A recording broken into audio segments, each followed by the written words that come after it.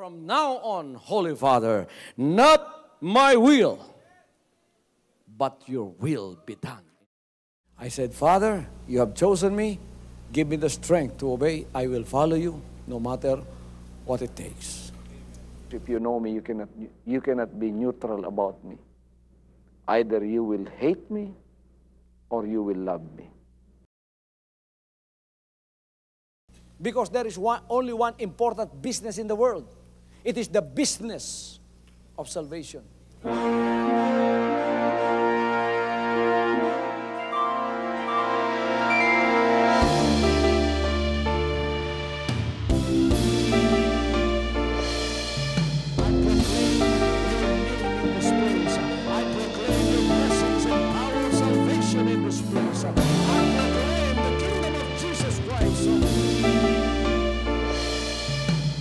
As I am concerned, and as far as the work of God is concerned, we have reached the end. Last September 13, 2003. When you find God, you find His love. Because God is love. Ganon ang pag-ibig ng Panginoon. Walang katapusan na yan ay bumabalik-balik sa atin. If you want to receive, you have to give. Receive it by faith and say, Lord, I will touch up. Because the game plan of God was to save us from seeing through the power of love. He has completed. His salvation works in the Spirit. After April 13th, the door is open for everyone to come. The salvation works of the Father is now completed in me. Salvation is here.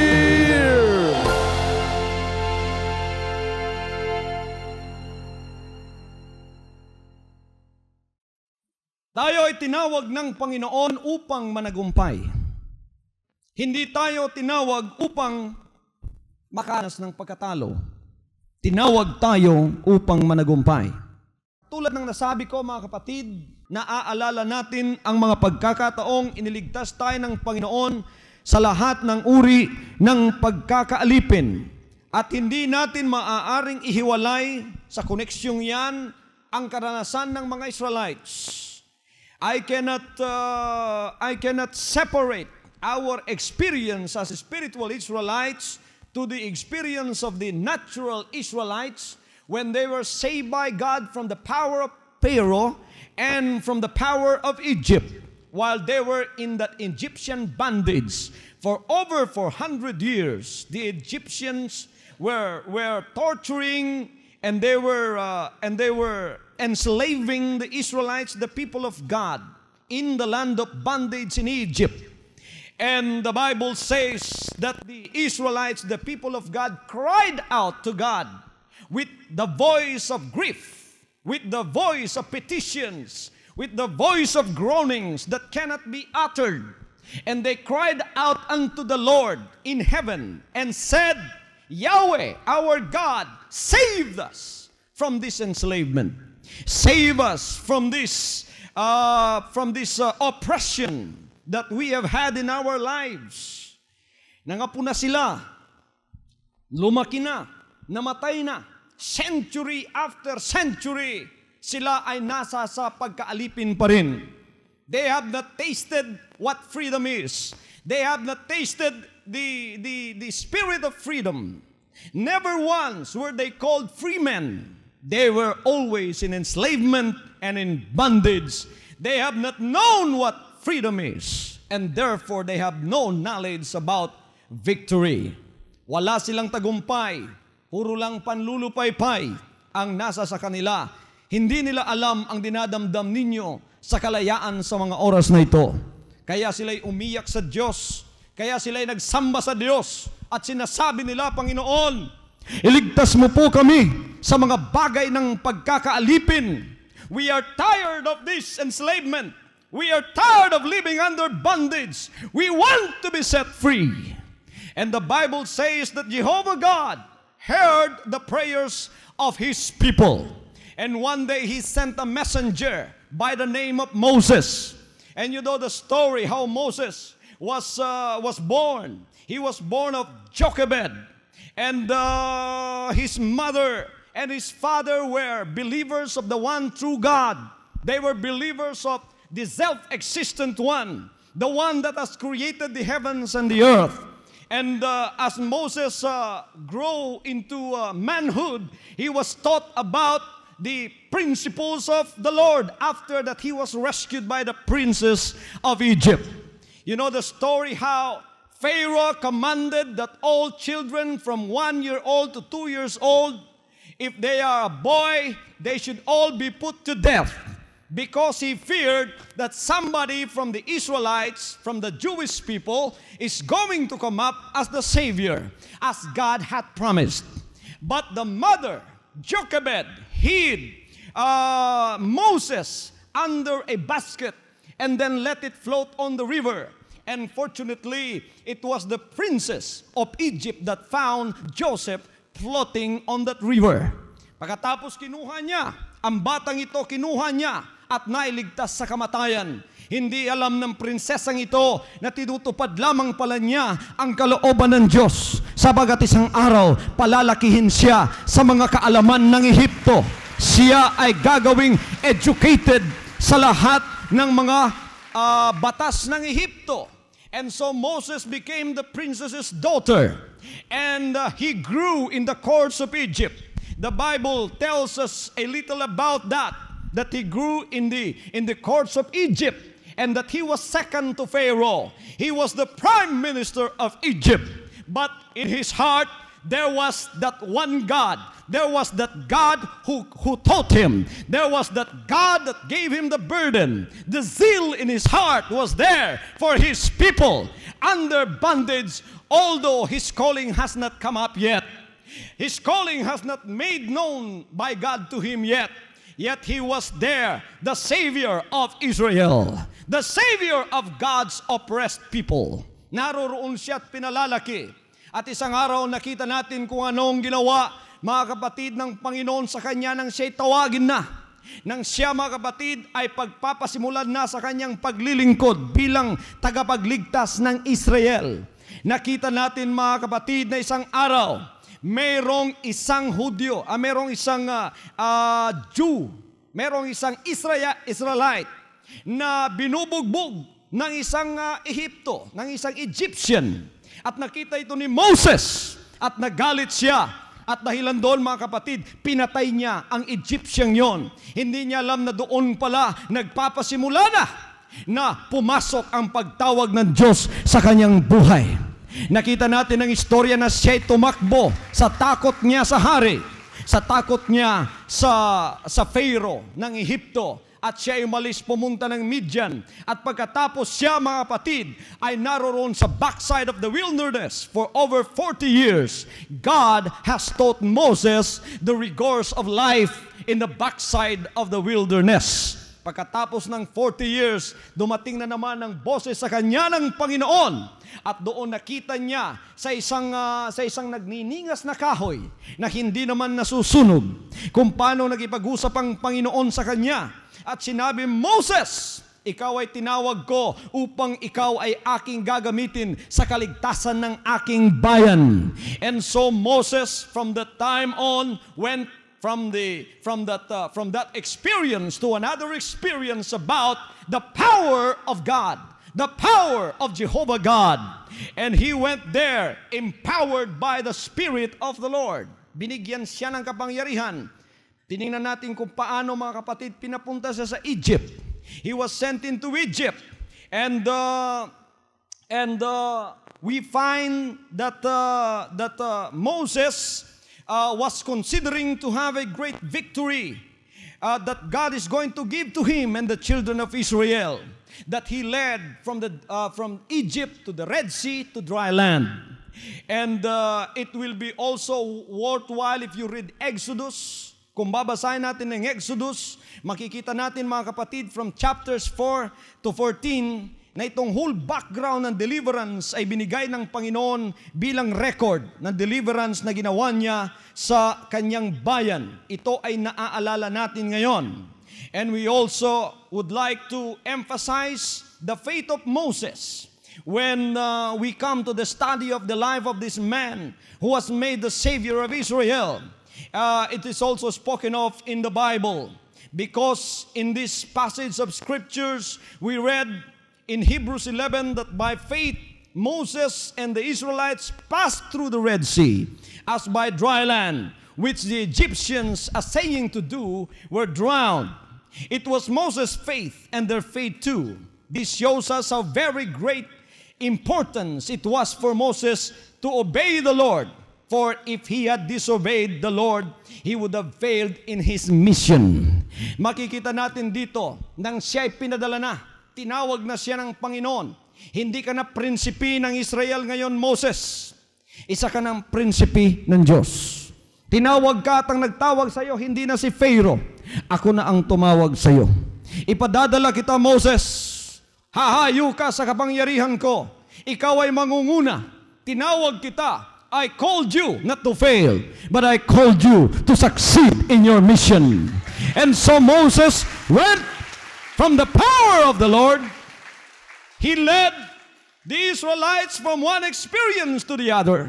Merong mga hadlang na ibinigay ang demonyo sa kanya, mga kapatid. Pinatigas ang puso ni Pharaoh. When Moses went before Pharaoh and before his throne, Pharaoh said, "What is your mission?" Moses said, "I come to deliver my people. Let my people go. Let my people go free." Pharaoh said, "Hindi maaari yan, sapagat sila ay nasa pagkakaalipin." Anong ginawa ng Panginoon? Pinadalahan sila, mga kapatid, ng salot. At ang salot na yon ay sasampu. Alam ninyo ang mga salot na ibinigay. Kabalo mo sa mga silot nga gihatag sa Ehipto. Primero ipadalhan sila og mga kuto. Pagkatapos mga baki nga ning dagsang dito sa Egypt. Dalimang kanta ng Panimalay, doon na yung mga baki. Pagkatapos mga igsoon, pagyud sila mo to. Gipadalhan na sila sa lagkuto. Dalimang kanta ng tao, doon na yung kuto. Sinako nga kuto ang nas Panimalay sa mga tao. Pagyud sila mo to. Lain-lain ang gipadala sa Diyos sa ilaha para lang makita nila nga gamhanan ng Diyos nga nagtawag kang Moses.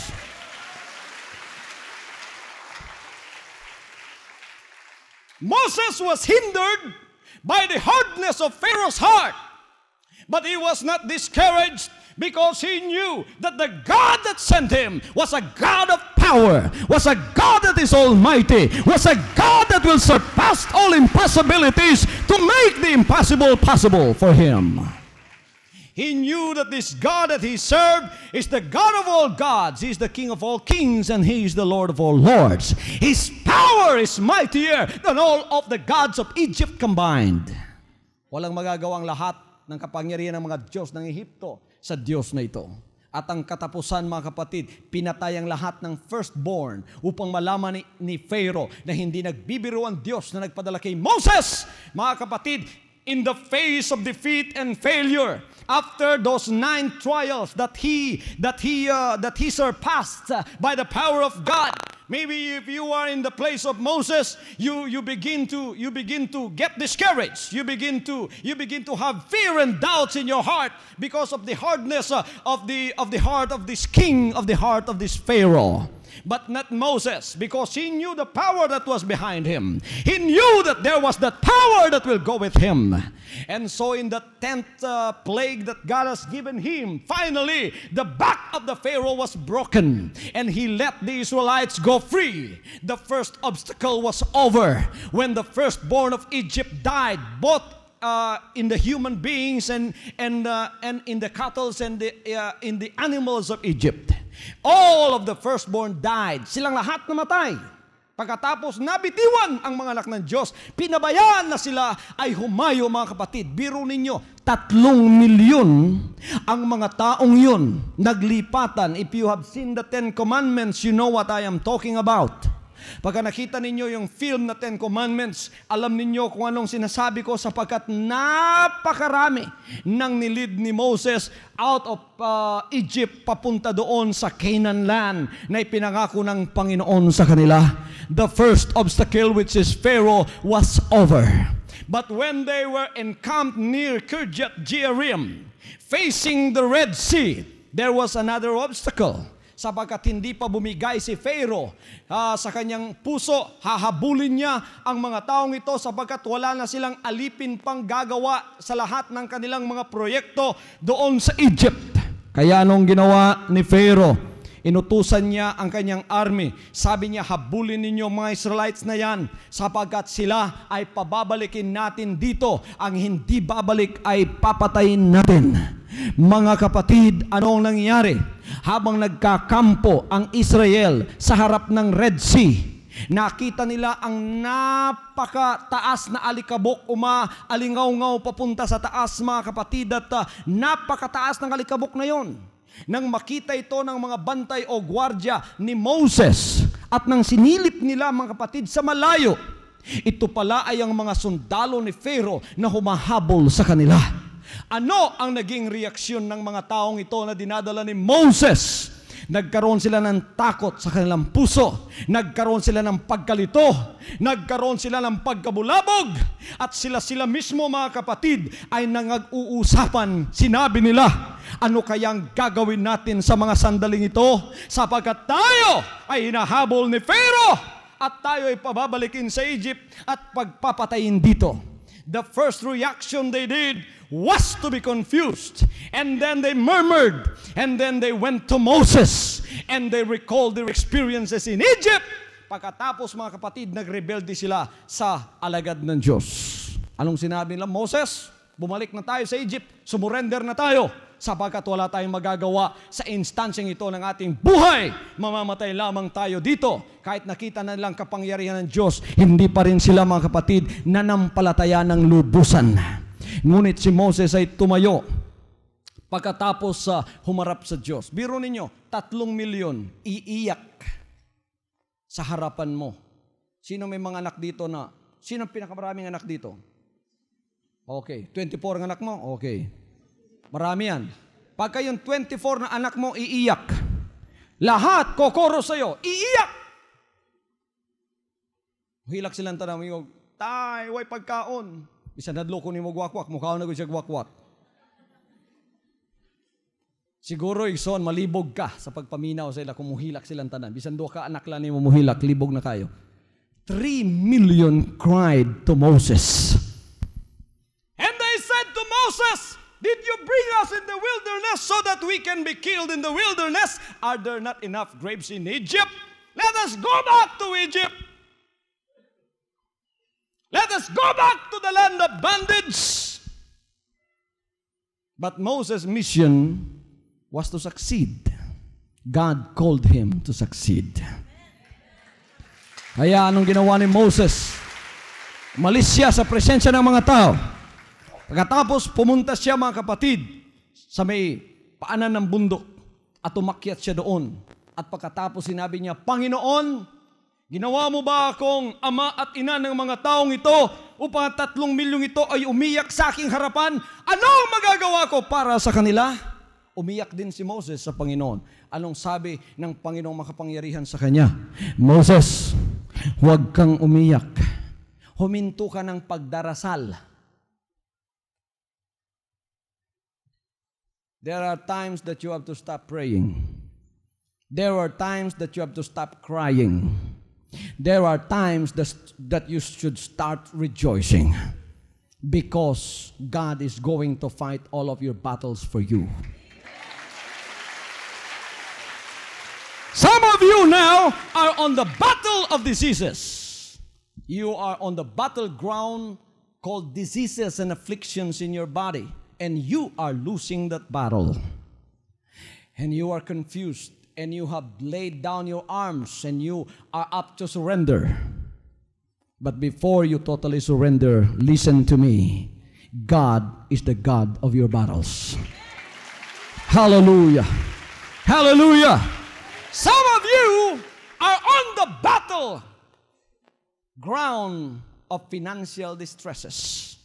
Ang iba sa inyo nasa gera ng mga financial na hanggang ngayon nakikipaghamok kayo sapagkat ang kinakailangan ninyong mga financial hindi nyo nakukuha. Yung financial distress ang nananalo sa inyo sapagkat ang kawalan ang siyang nananaig sa buhay ninyo. Huwag na kayong umiyak. Huwag na kayong manalangin muna sa Panginoon. Matagal na kayong nananalangin. Magsaya na kayo sapagkat naririto kayong gabi. Ngayong gabing ito. Hindi kayo aalis dito na walang tagumpay na dadalhin sa harap ng ating Panginoon. Hallelujah! Some of you are losing the battle of your problems and you are contemplating on committing suicide. Some of you here have been brought by a friend into this service and you already have decided to kill yourself because of these problems. Before you do that, give God a chance in your life. He is going to fight the battle for you. Huminto na ng pag-iyak si Moses sabagat sinabi ng Panginoon, anong nasa sa kamay mo, Moses? Umiyak si Moses kasi nakita na niya ang lahat ng human possibilities na hinahanap niya. Talagang wala na. On the left look, there were the mountains so high, they cannot traverse those mountains in just about 1 hour or 1 day or 5 days or 6 days. They had to spend months in order to overcome those mountains on the left side. On the right look, there are also those mountains. Left and right are big high mountains that they have to overcome in order to escape from the slaughter of the Egyptian army. Sa backside, tumingin sila. Naroroon naman ang army ni Pharaoh, humahabol sa kanila. Wala silang mapupuntahan. On the front side, naroroon naman ang Red Sea. Napakalapad na dagat ng Red Sea. Wala silang mapupuntahan. Ang backward look, ang forward look, ang left side look, ang right side look, talagang wala ka nang mapupuntahan pa sa problema mo.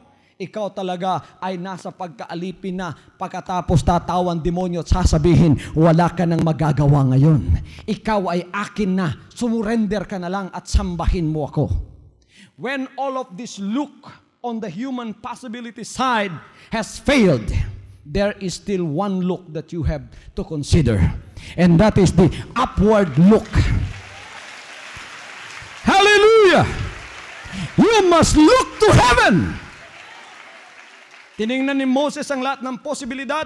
Wala na siyang pag-asa dito sa may kaliwa. Wala siyang pag-asa sa may kanan. Wala siyang pag-asa sa may likuran. Wala siyang pag-asa dito sa harapan. You have considered all of the options of your problems and you cannot escape. And you will be right into the trap of sure defeat.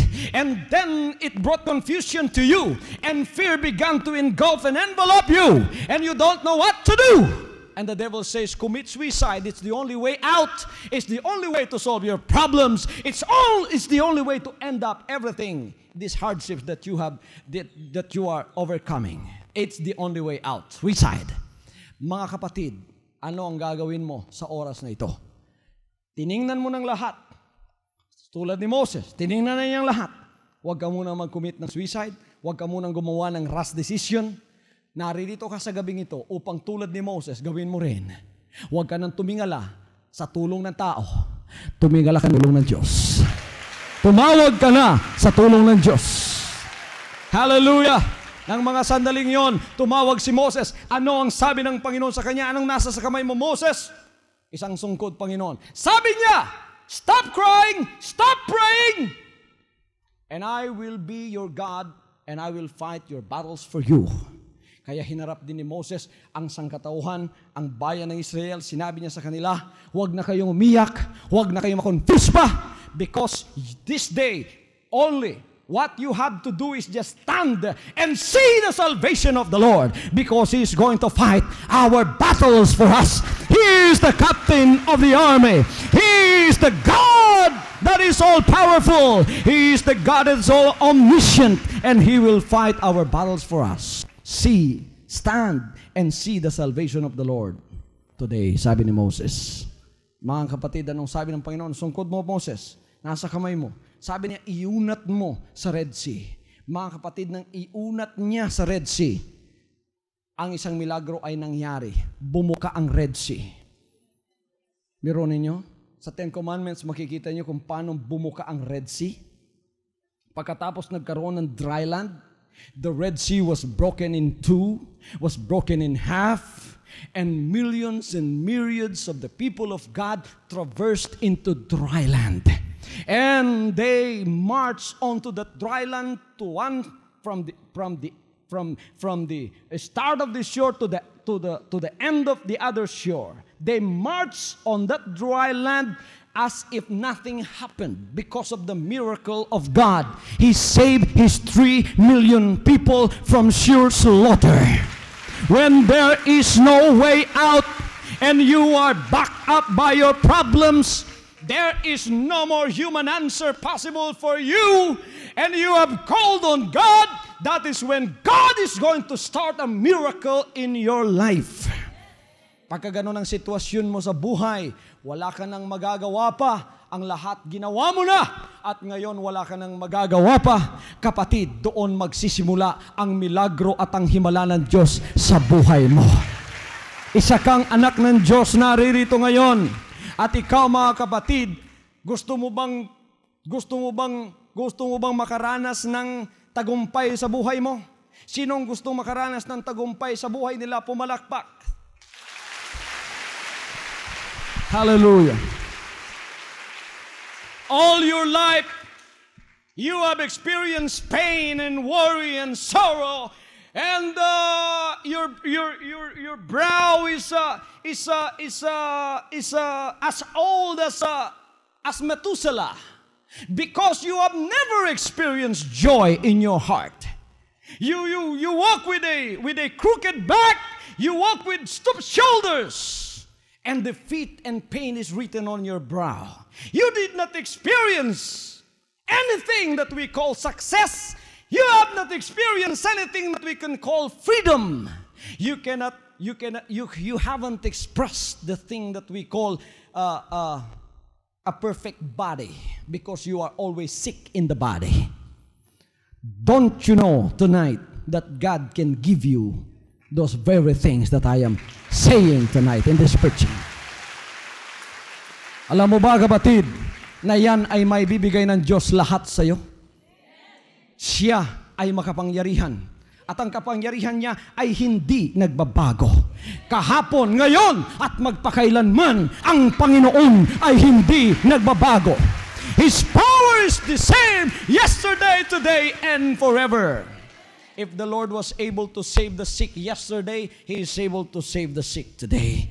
If the Lord was able to rescue the sick yesterday, He is able even to do it today. Isang araw, lumalakad ang Panginoon. Pagkatapos mayroong isang bulag. In the Old Testament o in the New Testament, ang mga bulag, pagkabulag sila, ang identification nila, meron silang barong mapula. At pagka nakakita ka ng tao may kapang pula, ang ibig sabihin niyan ay bulag. Mga kapatid, siya ay lumalakad. And this blind Bartimaeus had heard about the fame of the Lord Jesus Christ, how He was healing the sick and He was cleansing the lepers and restoring life to the dead. He has heard about this Savior that was being famed around Israel, Jerusalem, Judea, Samaria, and all over the land of Palestine. He has heard about Him but never have seen Him because he was blind from birth. But he knew that the Lord Jesus Christ was passing on His way at that very day. And he made his last attempt to attract the attention of the Lord. He said, if the Lord is passing through here, I cannot see Him, but I may be able to hear Him. I am going to set my ears in hearing those multitudes of people that follows the Lord. And that is the sign for me to shout at the top of my voice and says, Jesus, thou Son of God, have mercy on me. Hallelujah. And true enough, when the Lord Jesus Christ was approaching to where He was sitting, he heard these multitudes of people crying unto the Lord, begging Him, and maybe touching Him. And he could hear these multitudes of people shouting the name of Jesus because His fame was spread all over Palestine. And that was the sign that the Bartimaeus was waiting for. And he shouted from the top of his voice, and he said, Jesus, thou Son of God, have mercy on me. Anong ginawa ng mga apostoles? Nilapitan si Bartimaeus at sinabi sa kanila, Oy bulag, huminto ka, sapagat napakaingay mo. You know, when you want to come closer to the Lord, there are obstacles that will go on your way. Pagka ikaw gusto lumapit sa Panginoon, merong mga bagay na hahadlang sa iyo. Sinong gusto lumapit sa Panginoon? Sinong gustong maligtas?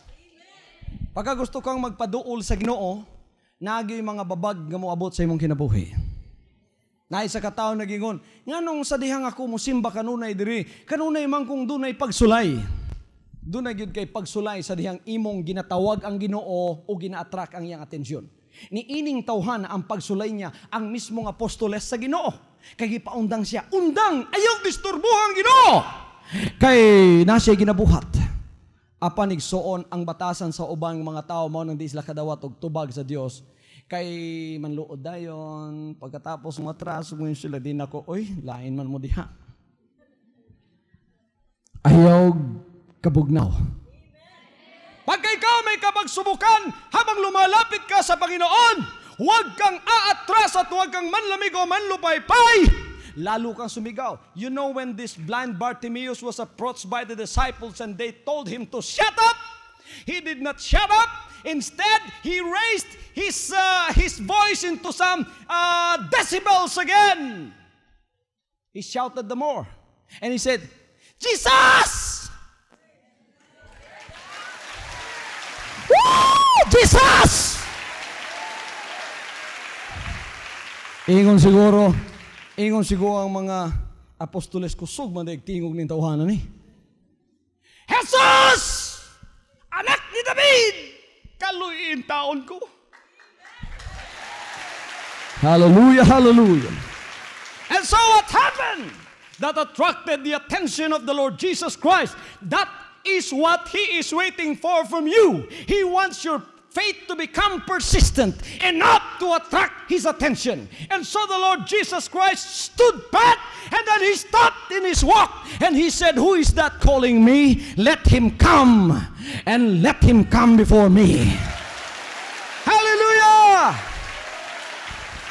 Mga kapatid, nang lumapit si Bartimeo, when the apostles were commanded by the Lord to bring that man in front of him that was shouting for his mercy, what was Bartimaeus' reaction? He took off that red cap from him, meaning I don't want to be blind again. I am no longer blind. I am tired of being blind. I am tired of being in bondage. I am tired of not seeing the beauty of God's creation. I am tired of living in the world of darkness. I want to see, even though the Lord has not touched me yet, but I have faith because He had called me. I am healed already. And so he went before the Lord, and there was this famous question that the Lord asked Bartimaeus. What do you want me to do for you? It might be the same question that the Lord is asking through the preaching of the Word of God through your pastor. What do you want the Lord to do for you?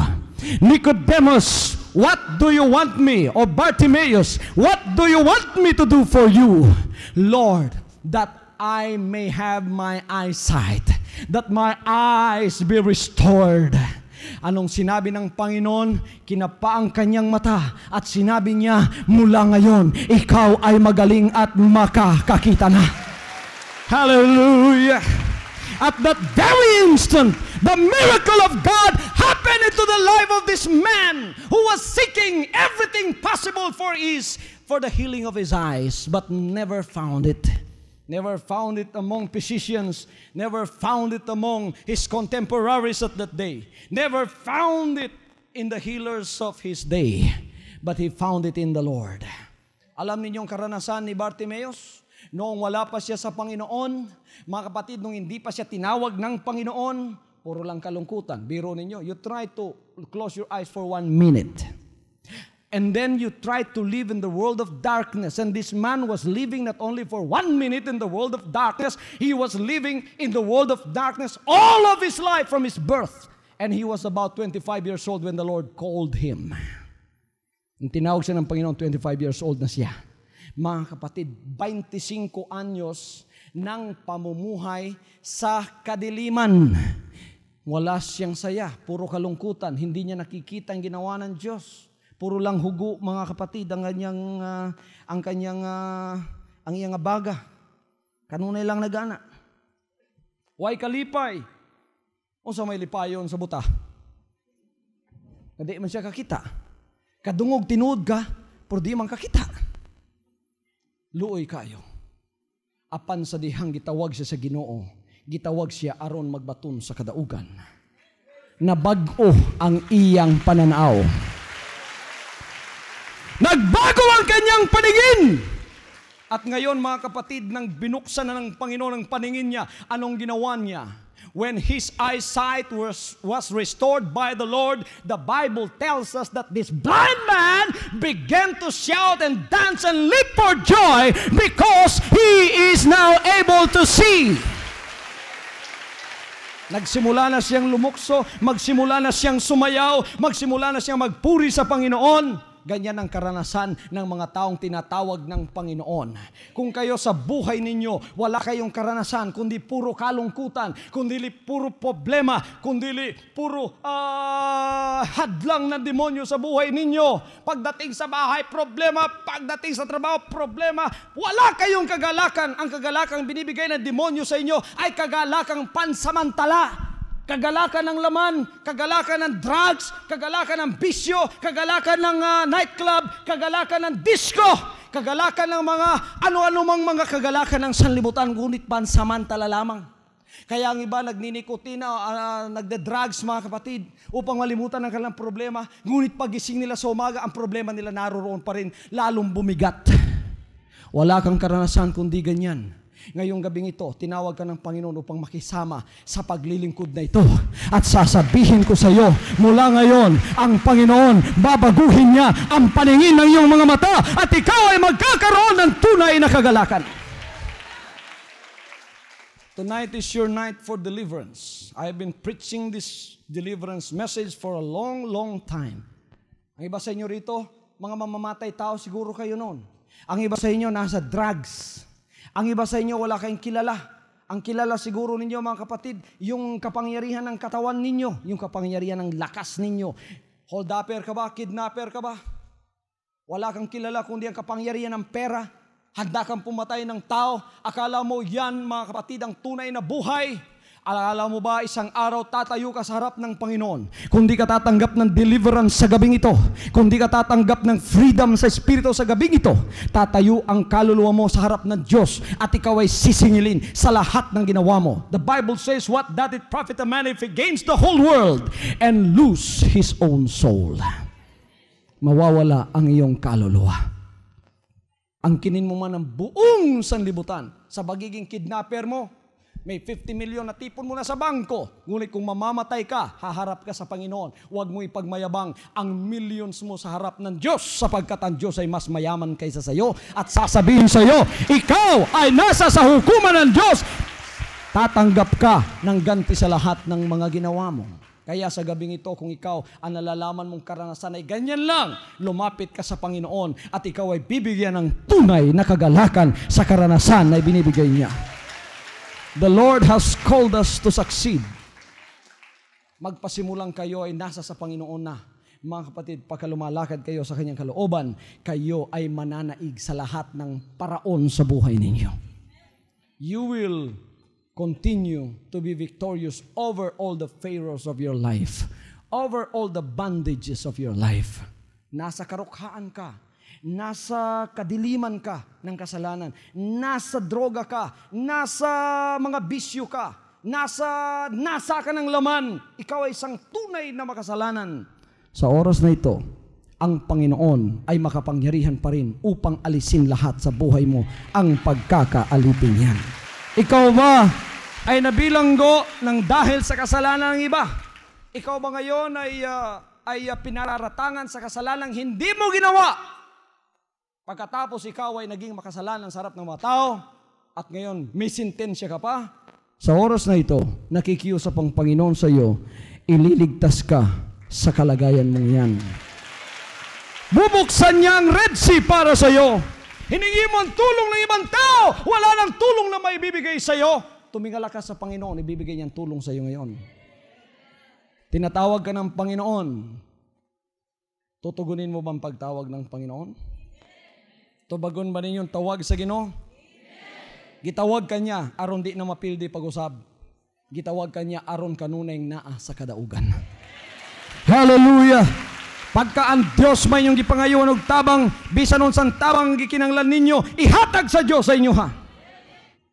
Ang Dios mulihok para sa imo sama sa paglihok niya kang Moses. This is a deliverance ministry. You must have to step in faith. So when you step in faith, the impossible is going to become possible for you. Stretch out your hand, Moses. Nang ini-stretch niya, mga kapatid, pumuka yung Red Sea. The second obstacle is over. The obstacle of the Red Sea. The obstacle of the bondage from Pharaoh and the demon is over. The obstacle of hardship from the Red Sea is over. Now the obstacle of food. Sinong may 24 anak dito yung nagtaas kanina ng kamay? Mahirap magpakain ng 24 anak, di ba? Di ba? Di ba lisod magpakaon ng 24 kabuk anak? Ay yung pastor diri ulitaw pero nga akong anak diri sobra duha ka gatos. Tulo ka sakong bugas ang among ginakaon adlaw-adlaw. Kamong anak ninyo duha lang. Trabaho kayod 6 to 6 kulang pa. Nanay gulang na mo. 24 anyos pa lang mo, mura na mo 54 anyos. Ako din di lang ako isulti akong edad. Pero mura lang gyapon kog 22 anyos. Woo! Hallelujah! Sa manas pastor nga mura gwa man ay problema. Dagko kay kog problema. Kung sultihan ta mo sa akong problema, bisan pag magbuntag ta diri di pag yun mahurot. Pero ang anong murag wa man kay problema. You know, in the New Testament, pagka ang usa ka kabaw o usa ka baka gitun-an sa pagdaro, dili dayon siya padaruhon nga ang yugo ipapas-an saya diretso. Sangunan siya yugo kauban sa usa ka dakunang kabaw o dakunang nga baka nga anad na sa pagpas-an sa yugo. Pagkatapos dublihon ng yugo, ang katong gamay-gamay ibutang sa iyaha. Pagkatapos magtapad sila, pero ang kabug-at adidto sa daan na nga baka. Mga kapatid na Tagalog, nauunawaan ba niyo yung sinabi ko? Okay, unawain na lang ninyo sa Espiritu ha. Unawain na lang ninyo sa Espiritu. Pagkauman magdaro na sila, ang kabug-at tanan tua sa dakong bakang anad na. Kato siya nag-uban-uban lang pero wagi kabug-at nga gipas-an bisan na si Yugos Liog. Ayon yung pastor diri mao ni ang gamayng baka. Ang Ginoong Jesus mao ni ang dakong baka. Praise God! Ang atong gamito ng pagtulang. Unsay sulti sa Ginoo, kung na kay pagtuo kadako sa liso sa mustasa, sugo ang bukid, bubalhin ka o bubalhin na.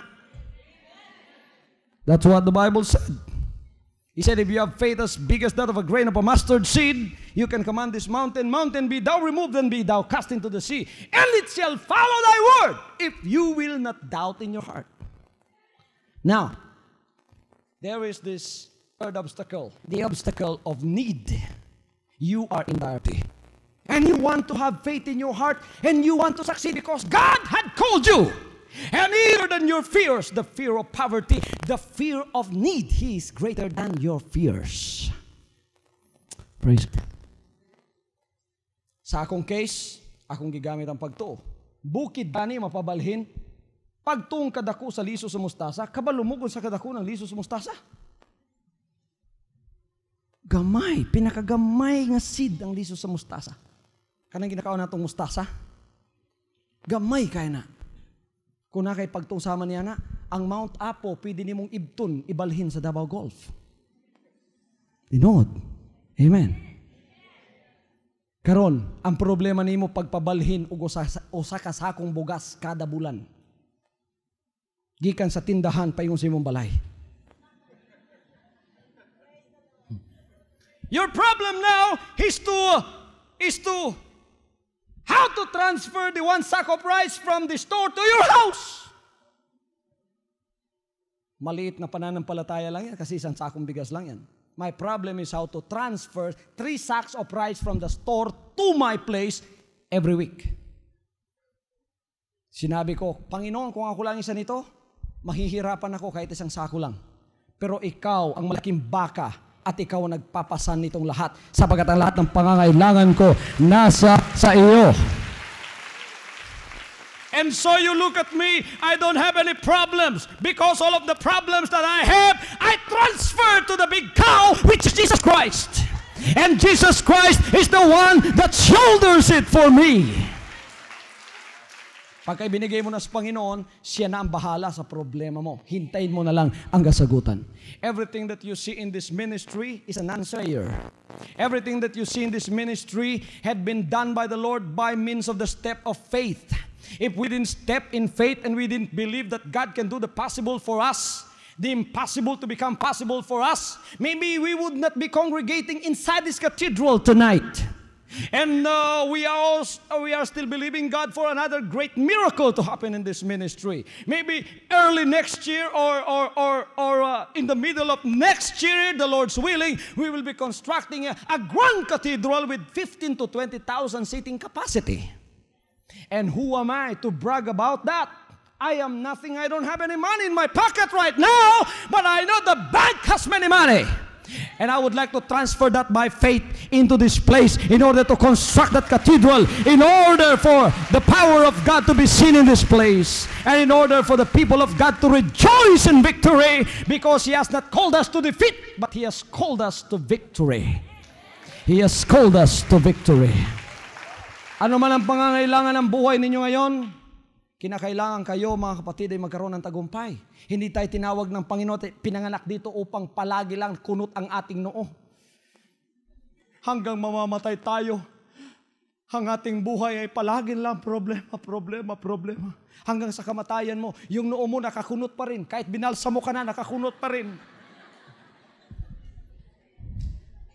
Ang mukha mo ay mukha ng problema. Hindi ka nakaranas ng tagumpay sa buhay mo. The Lord does not want you to have a life like that. That's why you were sent into this place. And I am preaching to you the message of deliverance. Be delivered from problems. Be delivered from the demon oppression that you have. Be delivered from the diseases in your body. Be delivered from any kind of possession that you have in your life that's caused by the demons in hell. Be delivered. Mula ngayon mga kapatid, magsisimula na ang kagalakan sa buhay ninyo.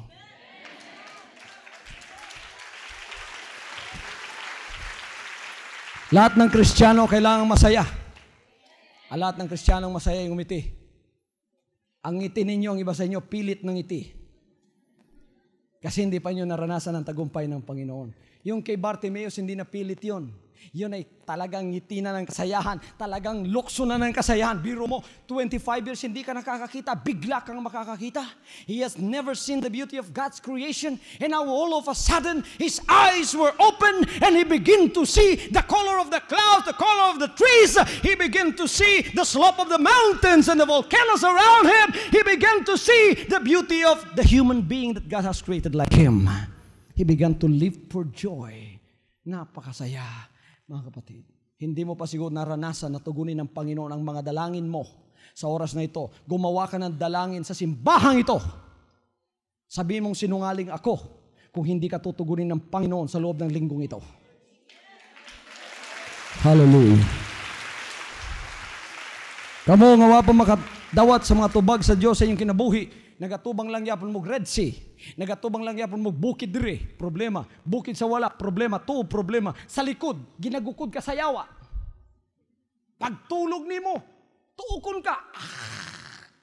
Giurom ko. Di ko katulog. Ang imong testimony, kanula yung gigukod sa yawa. Pagbangon ni mo sa buntag. Ang imong kasing-kasing igsoon, kukuba-kuba. Heart attack naman ka, hani. Kanunay kang nahadlok. Kanunay kang gihadlok ni Pharaoh. Kanunay kang gihadlok sa mga sundalo ni Satanas. Nga mga balatian, ang mga kidnapper, mga holdupper. Kanunay kang gihadlok, anak. Karong panahon na dangop sa Ginoo, kaya di nagi ka mahadlok pag-usab. Kinahanglan Ang Ginoo makatapad na nimo, ang gamay yugo na sa imo, ang dakong yugo na sa iya, tapad na mo. God is your helper. The Bible says, if God be for us, who will be against us? Diseases, you cannot be against me. Poverty, you cannot be against me. Illnesses, you cannot be against me. Fears on all sides, you cannot be against me. The Lord is with me. Even though I walk through the valleys of the shadows of death, I will fear no evil, because thou art with me. The Lord is my shepherd, I shall not want. He maketh me to lie down in green pastures. He leadeth me towards still waters. Even though I walk through the valleys of the shadows of death, I will fear no evil, because you are with me. Your rod and your staff, you comfort me. I will walk through this valley all of my life. Mercy and righteousness and graciousness shall follow me all of the days of my life. The psalmist said. Kaya si David, mga kapatid, nakaranas ng lahat ng uring giyera sa buhay niya. Hindi siya nalupaypay, naging matagumpay siya. Kaya itong Psalms na binabasa natin, nakatayo hanggang ngayon binabasa natin, ito ay mga tagumpay ng isang anak ng Diyos na naninalig at naniwala sa Kanya. Mga kapatid, nakikita natin sa Pilipinas, puspos ng problema ng mga tao. 76% are wallowing in poverty. They don't even have enough to eat. Much more to have clothes upon and to have shelter to shelter themselves. They are living on the poverty line. Kaya walang karanasan kundi puro panlulupaypay problema. Kasi kapag napakalaki ng pangangailangan natin sa pamamahay, mas lumalaki yung mga problema natin. Bakit?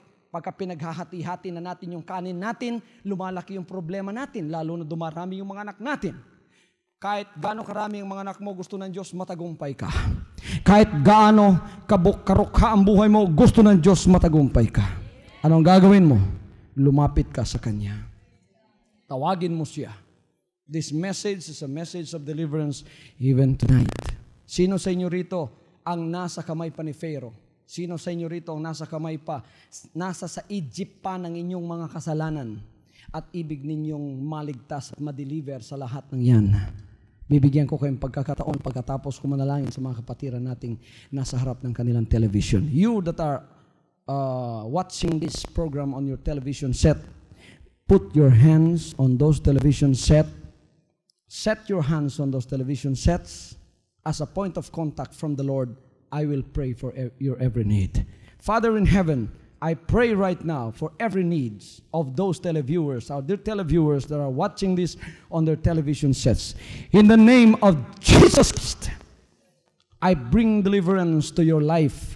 I bring deliverance to your home. It may be deliverance from poverty. It may be deliverance from obstacles of hardships, obstacles of diseases and afflictions, obstacles from demonization in your life. Right now, in the name of Jesus Christ, I break the yoke of bondage around your life. In Jesus' name, be healed right now. In Jesus' name, receive your blessings right now. From now on, Holy Father, not my will, but your will be done. I said, Father, you have chosen me. Give me the strength to obey. I will follow you no matter what it takes. If you know me, you cannot be neutral about me. Either you will hate me or you will love me. Because there is only one important business in the world. It is the business of salvation.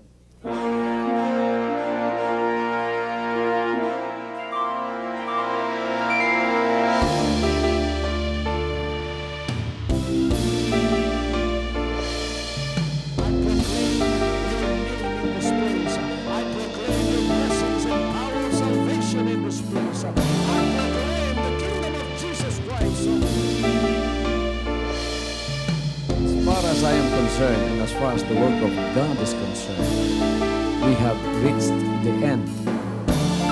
Last September 13, 2003. When you find God, you find His love. Because God is love. Ganon ang pag-ibig ng Panginoon. Walang katapusan na yan ay bumabalik-balik sa atin. If you want to receive, you have to give. Receive it by faith and say, Lord, I will touch your God was to save us from sin through the power of love. He has completed. His salvation works in the Spirit.